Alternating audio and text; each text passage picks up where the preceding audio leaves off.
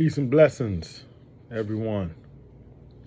First, allow me to thank everybody, honestly, for looking at my videos and subscribing to my channel, liking and sharing everything, thus far. I genuinely appreciate it, and I definitely hope to continue to bring not only knowledge, my experience, but information. Feel free to also ask questions in your comments. I'll do my best to answer them. I'll be completely honest with them. And I know it's a lot of information out there regarding prison and people that have been out and things like that. So I definitely have no problem with answering questions. So continue to like, continue to share, continue to subscribe, and I appreciate it. And I would like to just continue to get the message out to as many people as possible, hoping that what I have to offer may help somebody. You may have a cousin, you may have a brother, you may have a friend, a nephew that's just not on the right path. And if you can sit them down and say, look, check out this guy.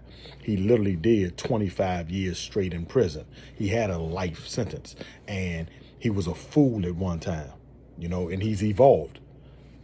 So, I definitely will offer the best advice I can and give honesty to the situations.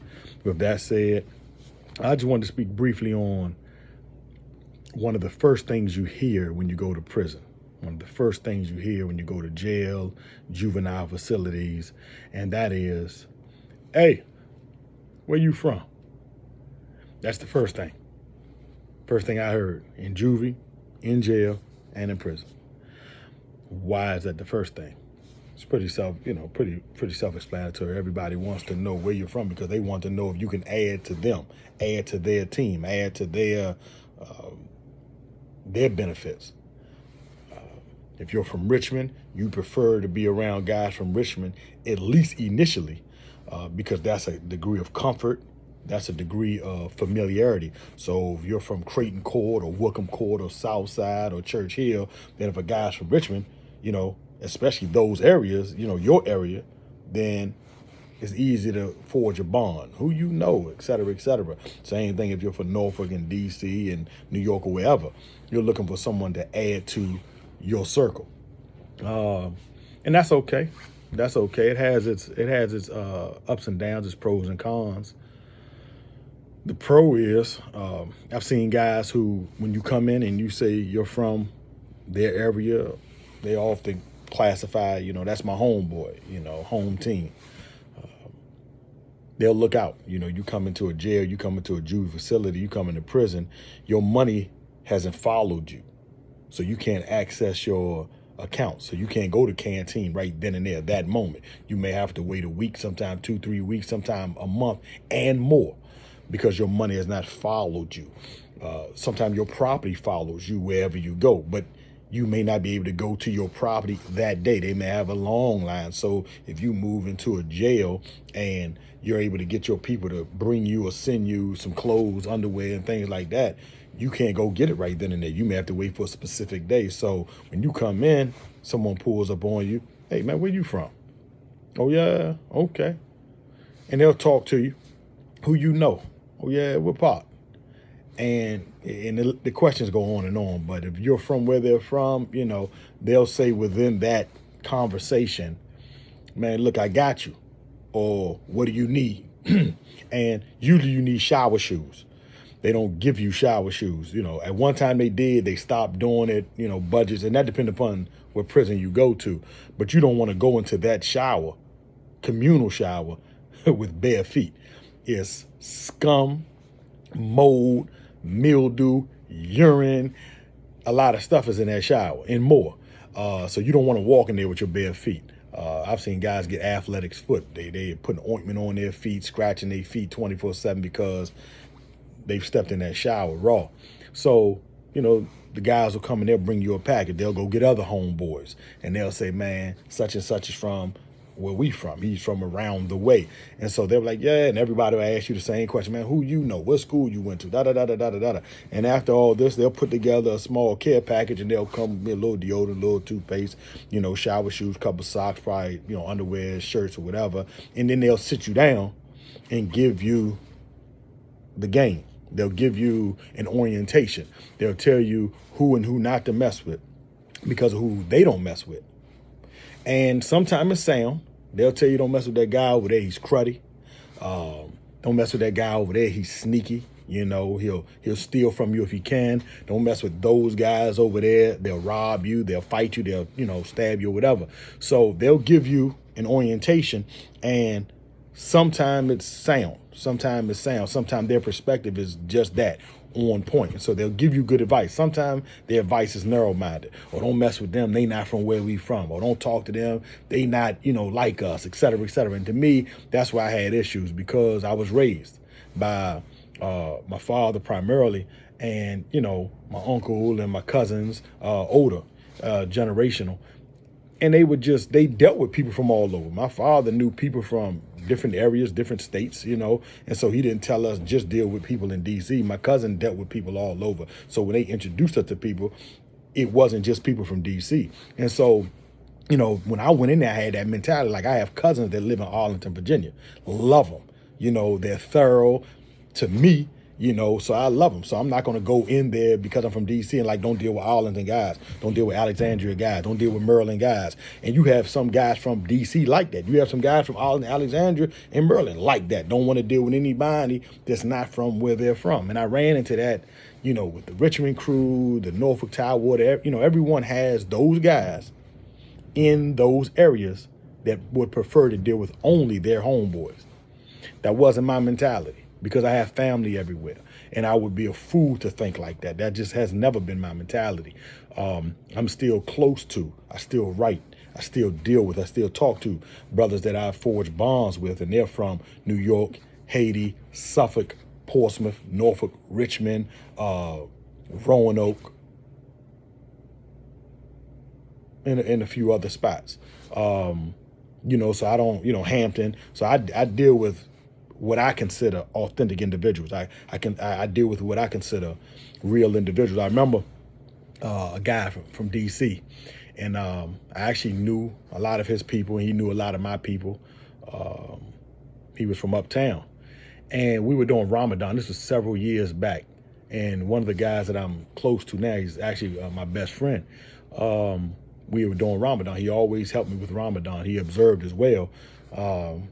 Though he isn't a Muslim, he always observed for discipline and fasting and what have you. But he always helped me years in a row. He helped me. So the guy from DC, and my best friend, he's from DC as well. He's from Northeast Edgewood Terrace. So the other guy, he asked us. This is a real question and conversation. He said, "Hey man, how y'all feel about dudes from up the way?" So we kind of look at each other like, "What do you mean?" He was like, "Man, guys from Arlington, Alexandria, Maryland dudes, you know what I mean? They're up the way, you know what I mean?" So I said, "Oh, okay." So I thought about it for like a second. I said, "Well, I deal with real dudes." I said, "I don't care where you from." So you can be from Oklahoma. If you a real dude, I'm gonna rock with you. I mean, that's just, I'm saying, be a man. You know what I mean? If I can recognize that, then I'll deal with you. That's how it is. I said, man, I got family all over.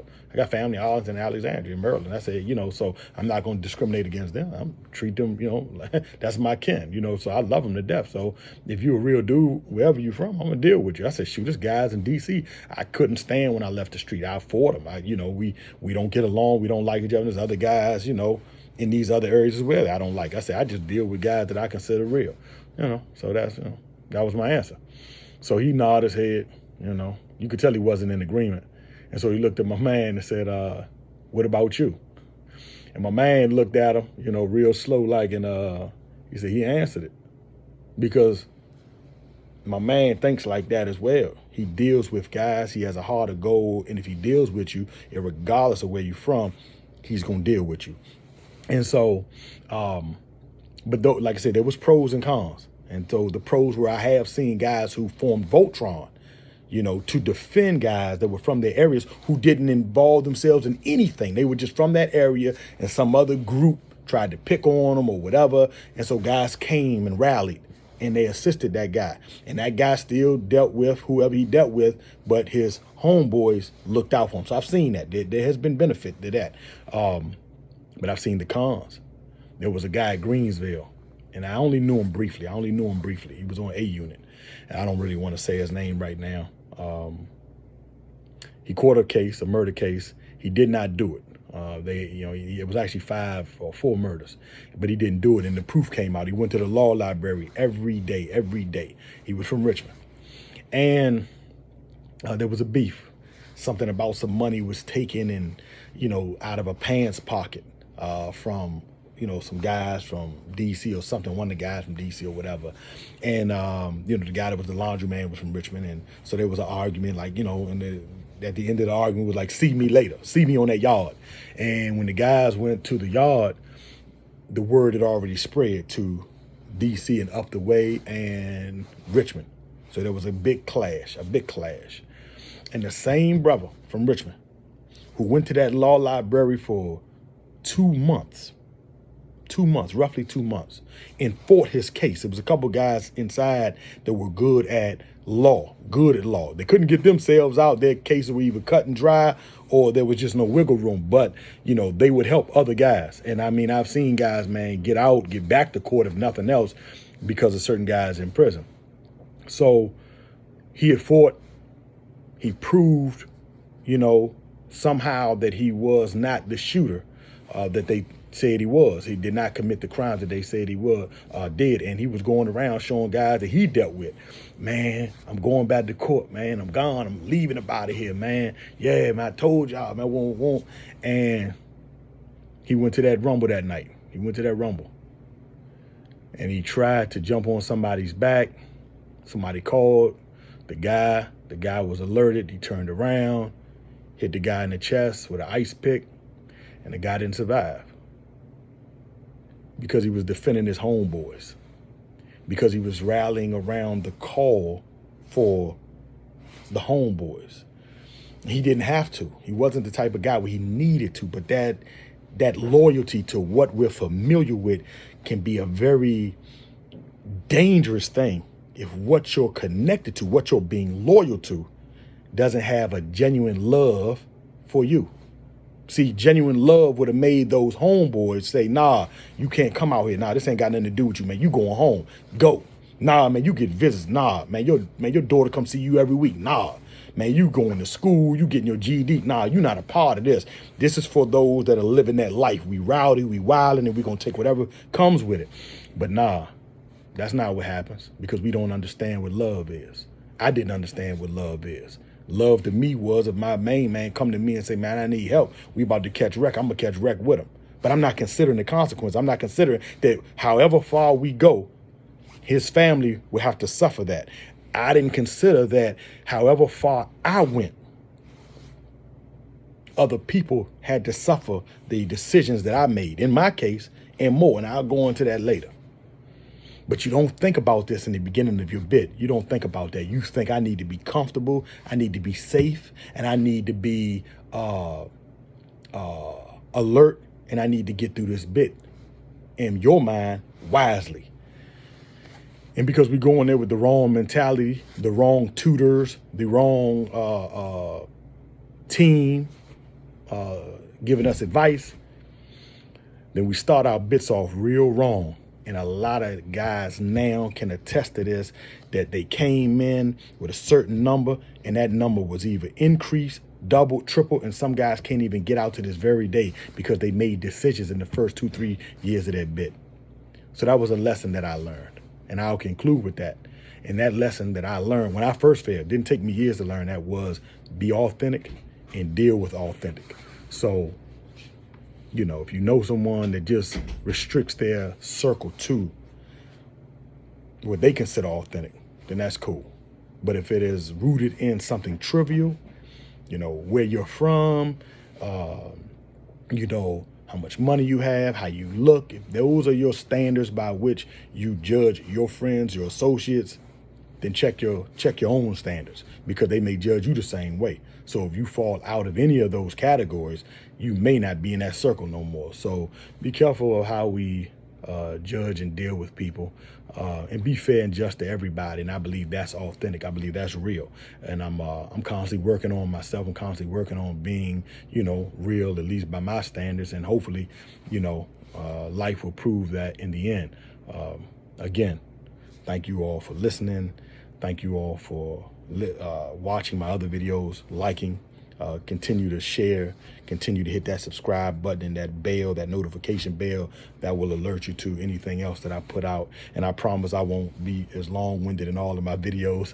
I'll keep some of them short, and I'll keep them informative, and they won't always be heavy, but it's serious. This is serious. So again, thank you. Have a good day. Continue to inspire someone and be inspired yourself, and know that I appreciate you.